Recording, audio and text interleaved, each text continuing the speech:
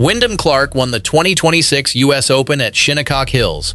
Wire to wire. Second major title. The kind of win that should have ended all the noise. It didn't. Within 24 hours of that trophy sitting in his hands, a voice from inside the ropes, not a fan, not a blogger, someone who works this tour every single week, posted a video publicly calling Clark a cheater. And Clark? Gone. Silent. No tweet, no press conference answer, nothing. Now here's what makes this story different from every other cheating accusation you've seen in golf. This isn't the first time. It isn't even the third. There is a documented trail, incidents, rulings, viral clips, analyst reactions, that goes back 2 full years. And every single time, Clark walks away cleared.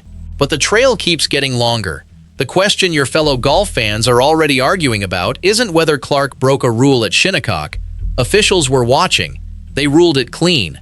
The real question is, why a 2-time U.S. Open champion, fresh off the biggest win of his career, won't address the one person in his own profession who called him out directly? And why this specific pattern, accusation hits, Clark disappears, has now played out more than once in a way that's too documented to ignore.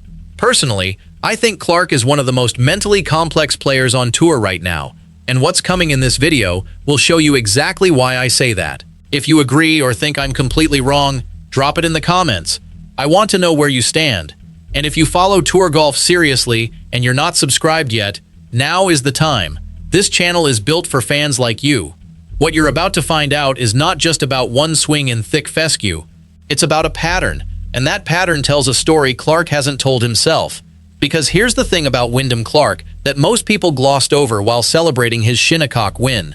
This caddy post didn't come out of nowhere. It landed on top of a pile that's been building since 2024.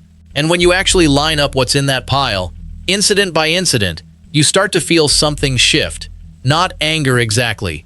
Something closer to that uncomfortable feeling when a coincidence stops being a coincidence. Bay Hill, 2024. Clark is in thick right rough on the 18th hole. Camera catches him pressing his wedge's heavy flange behind the ball.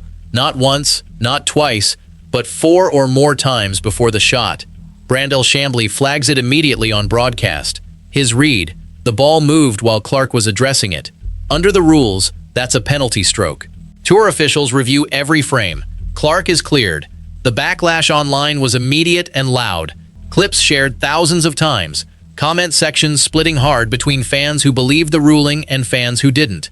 But the ruling stood, and Clark moved on. Fast forward 12 months. Bay Hill again, 2025. Different hole, same uncomfortable energy. Clark takes a free drop from the fairway after his ball appears plugged. The question that set golf Twitter on fire: did his Titleist roll into his own pitch mark or someone else's? If it's someone else's mark, the drop is wrong and the consequences are serious.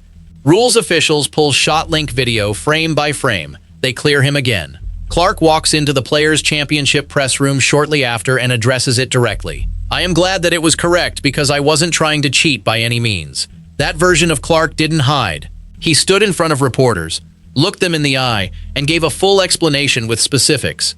2 incidents, 2 clearings. Most players go their entire careers without a single rules controversy touching their name. Clark was already on 2, at the same tournament, in back-to-back years.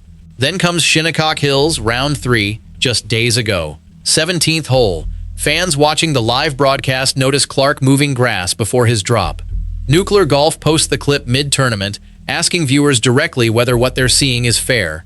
A USGA official is standing right there, monitoring every step of the process. The drop is ruled legal, cleared again. 3 incidents, 3 official clearances.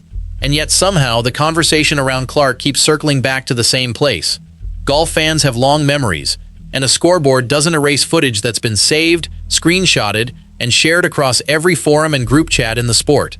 There's a phrase that started appearing in golf comment sections after the 2025 Bay Hill incident. Fans began calling it the Jesse Pinkman effect. That specific, creeping feeling when someone keeps being cleared by the people in charge, while everyone watching slowly becomes more convinced that something isn't sitting right. The officials keep saying nothing is wrong. The clips keep coming anyway. 3 clearings from the rulebook. Then a working caddy posted 11 words. and those 11 words hit the tour like a quiet grenade. Brent Henley isn't a Twitter account with a golf avatar. He is an active PGA Tour caddy. That distinction matters more than most people outside the ropes understand. This is someone who reads the rulebook the way most people read their phone, who watches professional golfers operate up close in situations the broadcast camera never catches, and who spends every tournament week inside the same world Clark lives in. When a random fan questions a ruling, tour officials take note and move on. When a caddy who works this circuit professionally posts a public video captioned, "I think Wyndham Clark cheats here," people inside the sport pay very close attention. The footage Henley posted came from the US Open. It showed Clark standing in thick US Open fescue, taking a practice swing on one side of his ball, then stepping directly to the other side and taking a second practice swing in a different spot, and then reaching down and physically patting the grass behind his ball before addressing the actual shot. Henley narrated the clip himself, pointing out that when Clark finally strikes the ball, he is standing in the exact spot where he had just pressed the grass flat. A second account posting the same footage wrote that in their entire time watching professional golf, they had never seen another player make that specific type of two-sided practice swing motion near a ball in the rough. Now hold that image in your mind for a second, because this isn't Henley accusing Clark of a bad attitude or a questionable decision. He is making a specific, technical observation about a specific physical sequence. The kind of observation that only someone who watches these movements professionally every single week would even notice. Clark posted about his win on social media with a joke about opening some grape. He sat down for a full interview on Pardon My Take, laughing and relaxed. He did the full victory tour. At no point, not in any interview, not in any post, not in any format, did he address what Henley showed in that clip. Not a denial, not a clarification, not even an acknowledgement that the video existed. Compare that silence to Bay Hill 2025, when Clark ran toward the controversy. This time he's running the opposite direction, and his own peers haven't said a word to stop him. Scottie Scheffler, who walked every hole of that final round alongside Clark, praised him publicly after the round. "Being in the arena is not for everybody," Scheffler said. "How he handled not only this golf course, but the crowd today, he is a well-deserving champion." Scheffler's caddy Ted Scott embraced Clark the moment the final putt dropped, having witnessed the hostile treatment from Shinnecock's gallery all day long.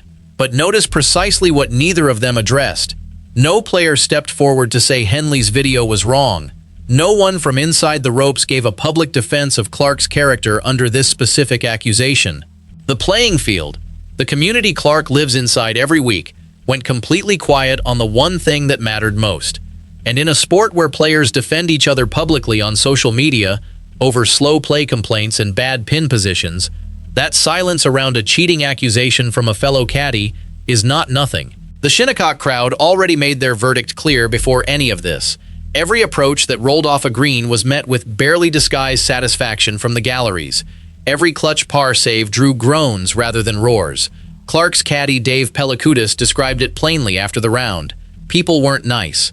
Clark himself acknowledged the reception after winning, standing at the presentation. "New York didn't really like me. I get it. Some of it's self-deserved. I did some unfortunate things last year that I really regret, and I've been sorry multiple times and I'm still sorry." He was talking about the crowd.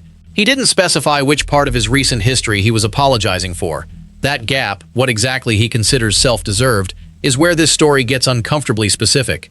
Because the incident Clark is almost certainly referencing is something most people know only the surface version of. The full version is darker, and it is the key to understanding exactly why he locks himself away. Oakmont, 2025. Clark misses the cut at the US Open. Not a near miss. A full collapse at a course where he desperately needed a result to prove his 2023 win wasn't a career peak. What happened inside the locker room after his final round wasn't caught on camera, but the evidence was impossible to hide. Clark destroyed 2 historic lockers in what he later called a moment of rage. Photos of the damage spread across social media within hours. Oakmont Country Club president John Lynch issued a formal letter to members. Clark was no longer permitted on the property. Reinstatement came with 3 conditions: pay for the damage, contribute to a charity selected by the board, and successfully complete counseling and anger management sessions. The PGA Tour's own coverage of the aftermath used specific language that has stayed attached to Clark's name ever since.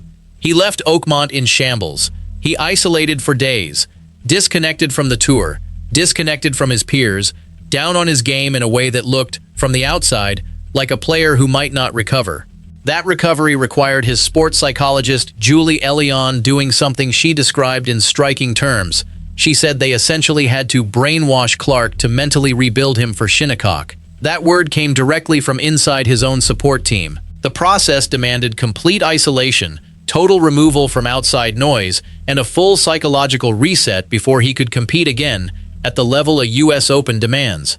It worked. He won, wire to wire. But here is the part that should make every golf fan watching this sit up straight. That exact process. Controversy lands, Clark disappears, isolation follows, silence holds until he's ready, is now running again in real time. The trigger this time isn't a destroyed locker room or a missed cut. It's a caddy video sitting online, growing in views every day, with 11 words attached to it that no official ruling has addressed, because no official ruling was ever asked to. This is where both promises in this video's title converge into one answer. Clark refuses to face players after the cheating scandal because facing them would require acknowledging the accusation exists. His own behavioral blueprint, the one his sports psychologist built specifically around isolation and mental reset, does not include walking back into a room where the question is still hanging in the air. Every time pressure has exceeded what Clark could process in public, he has gone dark. Oakmont proved it. The silence after this caddy post is proving it again. Scheffler called him a deserving champion. Henley called him a cheater. Both statements are publicly on record. Clark said some of what happened to him was self-deserved, then stopped talking. His peers said nothing about the accusation. His support team's documented method is isolation. His history shows 3 cleared rulings and 1 destroyed locker room and 1 sports psychologist who had to rebuild his mind from scratch. 2 camps exist, and neither is going away. One looks at the official clearances, the second major, the hostile crowd he refused to break under, and sees the most unfairly targeted player on the PGA Tour. The other looks at the trail, the caddy video, the peer silence, and the pattern of disappearing, and sees something that 3 cleared rulings haven't fully explained away. Wyndham Clark is a 2-time US Open champion. Every ruling went his way. The sport's governing bodies reviewed his play and signed off each time. A working caddy from inside that same sport said otherwise. Clark's peers said nothing. Clark himself said nothing. And the process he uses to survive controversy, documented, confirmed, described by his own team, is the same process running right now. Every practice swing he takes near fescue for the rest of his career will be filmed. Every drop will be scrutinized. The question is whether he can carry that weight, or whether it eventually becomes the story that outlasts the trophies. Where do you stand on this? Is Clark the most scrutinized player in the sport for reasons that have nothing to do with guilt, or has the benefit of the doubt genuinely run out? Drop your take in the comments.